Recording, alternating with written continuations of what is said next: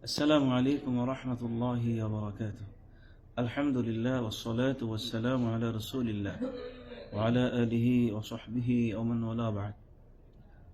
সম্মানিত ভাইরা, সুপ্রিয় বন্ধুরা, সুপ্রিয় দর্শক শ্রোতা, সংক্ষিপ্ত সময়ে রাসূল সাল্লাল্লাহু আলাইহি ওয়াসাল্লামের একটি বিশুদ্ধ হাদিস এবং তার আলোকে আমাদের জীবনের সাথে দৈনন্দিন জীবন ঘনিষ্ঠ কিছু বিষয় নিয়ে দু একটি কথা বলতে চাই। আল্লাহ রাসূল সাল্লাল্লাহু আলাইহি ওয়াসাল্লাম তার প্রিয় উম্মতকে সতর্ক করেছেন। যে বিষয়ে সতর্ক করেছেন তা হচ্ছে মুনাফিকদের চরিত্র সম্পর্কে। প্রিয় হাবিব মুহাম্মদ রাসূলুল্লাহ সাল্লাল্লাহু আলাইহি ওয়াসাল্লাম বলেছেন, আয়াতুল মুনাফিকি সালাস, অর্থাৎ মুনাফিকের আলামত তিনটি। অন্য একটি রওয়ায়াতে আসে চারটি।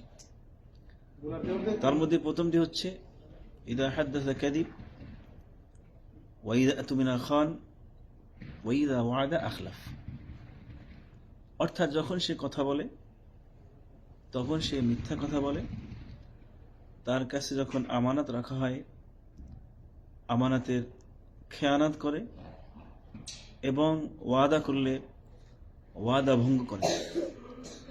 যেহেতু এই তিনটি চরিত্র হচ্ছে মুনাফিকদের চরিত্র, সুতরাং এ ধরনের ভয়ানক, নিকৃষ্ট, ধিকৃত এবং গর্হিত চরিত্র থেকে বেঁচে থাকা জরুরি এবং জরুরি। আজকের দুনিয়ার মুসলমানদের দিকে যদি আমরা খেয়াল করি তাহলে দেখব অধিকাংশ মুসলমানদের ভেতরেই এই তিনটি গর্হিত, ধিকৃত, নিকৃষ্ট চরিত্রের ব্যাপক বহিঃপ্রকাশ। আল্লাহ তাআলা আমাদেরকে মুনাফিকদের যেই আলামতের কথা রাসূল সাল্লাল্লাহু আলাইহি ওয়াসাল্লাম বলেছেন, সেই আলামত থেকে, সেই চরিত্র থেকে রব্বুল আলামিন আমাদেরকে হেফাজত করুন। আমাদের প্রত্যেককে রব্বুল আলামিন একজন খাঁটি ইমানদার হিসাবে দুনিয়াতে বেঁচে থাকার তৌফিক রব্বুল আলামিন আমাদেরকে দান করুন। আমিন।